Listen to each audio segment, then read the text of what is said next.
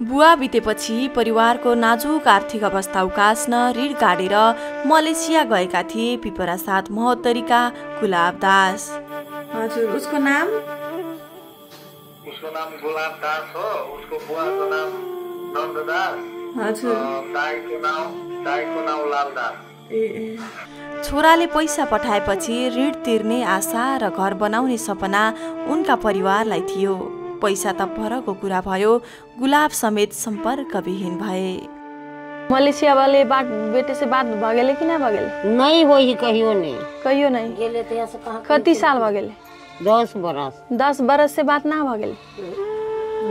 गुलाबले पैसा पठाउन नसकेपछि विदेश जाँदा लिएको ऋण र ऋणको ब्याज समेत गरी भएको 3 धुर जग्गा पनि साउका नाममा गरिदिनुको विकल्प भएन गुलाबको परिवारलाई। अब कर्जा नहीं दिए सकलक नहीं तो घरारी बेच ले। 3 लाख रुपया भगल, 1 लाख के 3 लाख भगल तो घरारी बेच के ओइ महाजन के ढुवा दे। मलेसिया गएको 10 वर्ष भइसक्दा पनि गुलाबको कुनै खबर प्राप्त भएको थिएन। गुलाब कहाँ छन्, के गर्दैछन्, जिउँदै होलान् कि मरिसके होला, अनेकौं तर्कनाले सताउने गर्दथ्यो गुलाबकी आमालाई। उता परिवारसँगको सम्पर्कविहीनताले मलेसियामा गुलाब छटपटिरहेका थिए। उनी एक नेपालीकै होटलमा काम गर्दा रहेछन्।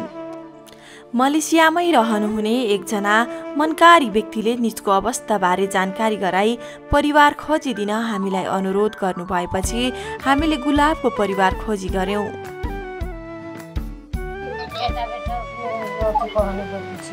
रे बौआ, हाँ चिने छिए त नहीं चिन्बै, बेटा है त नहीं चिन्बै। विगत 10 वर्षदेखि सम्पर्कविहीन भएका गुलाबलाई उनको आमा, दिदी र भाउजूसँग आज भिडियो कल गरायौं। होटलको साउ आफैले नेपाल आउँदा गुलाबलाई घर ल्याइदिने बताएपछि हामी आश्रम फर्कियौं। आशा गरौं अब गुलाब चाँडै परिवारमा फर्किनेछन्। छोरा फर्किने बाटो हेरेर टोलाइरहेकी गुलाबको आमाले छोरा भेट्न पाउने छिन्। जय मानव सेवा, जय मानवता।